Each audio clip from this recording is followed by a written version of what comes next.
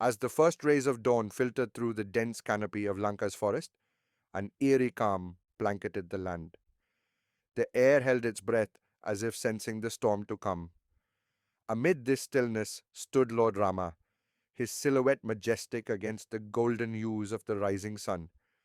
In his hand, he held his bow, a symbol of divine strength, its string taut and ready. His gaze, unwavering and resolute, spoke of a purpose far greater than the battle ahead. Around him, the vibrant forest seemed to bend in silent reverence, as if acknowledging the presence of the protector of Dharma. From the depths of the forest, a shadow began to take shape. Ravana, the demon king of Lanka, emerged with an aura of overwhelming power. His 10 heads, each a symbol of his unyielding arrogance and insatiable greed, moved in unison, their roars echoing through the trees like a storm unleashed. His fiery eyes burned with anger, their heat darkening the lush greenery around him. The vibrant forest, which moments ago seemed alive with light, now shuddered under the oppressive weight of his adharma. The silence shattered with the sharp twang of Rama's bowstring.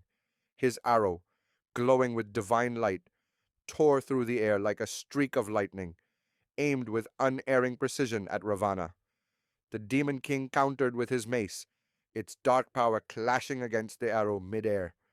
The force of their collision sent shockwaves rippling through the forest.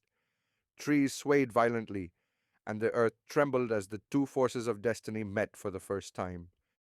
Rama unleashed a relentless barrage of arrows, each one shimmering like a ray of sunlight piercing the darkness.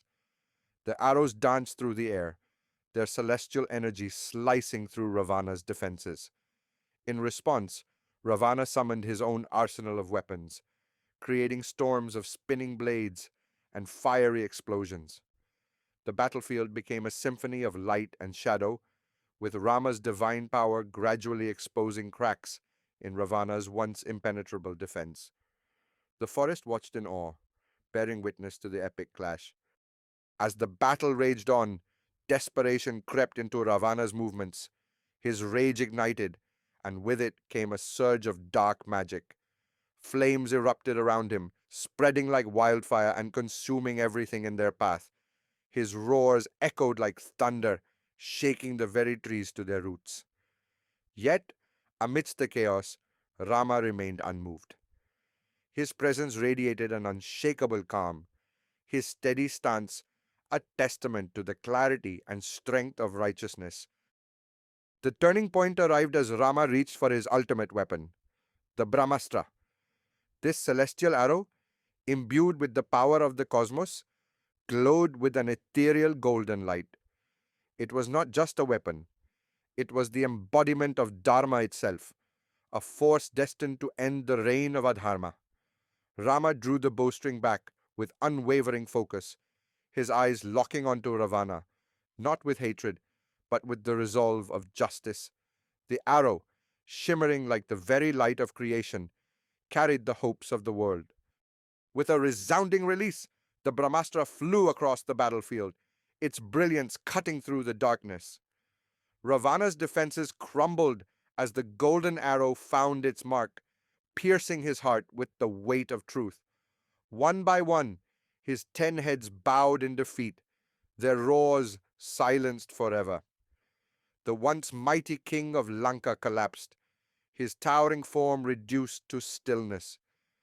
In that moment, the battlefield grew silent, as if the universe itself paused to acknowledge the end of Adharma. As Ravana fell, the forest exhaled in relief. The flames that had once raged were extinguished, replaced by a gentle golden light that spread across the land. The trees, once bent by the weight of evil, stood tall again, their leaves glistening with dew. Birds sang in harmony, and the forest came alive with peace. Balance had been restored, and righteousness had prevailed. Hanuman, Rama's devoted servant, emerged from the shadows with reverence shining in his eyes. He approached his lord with slow, measured steps, his heart overflowing with gratitude.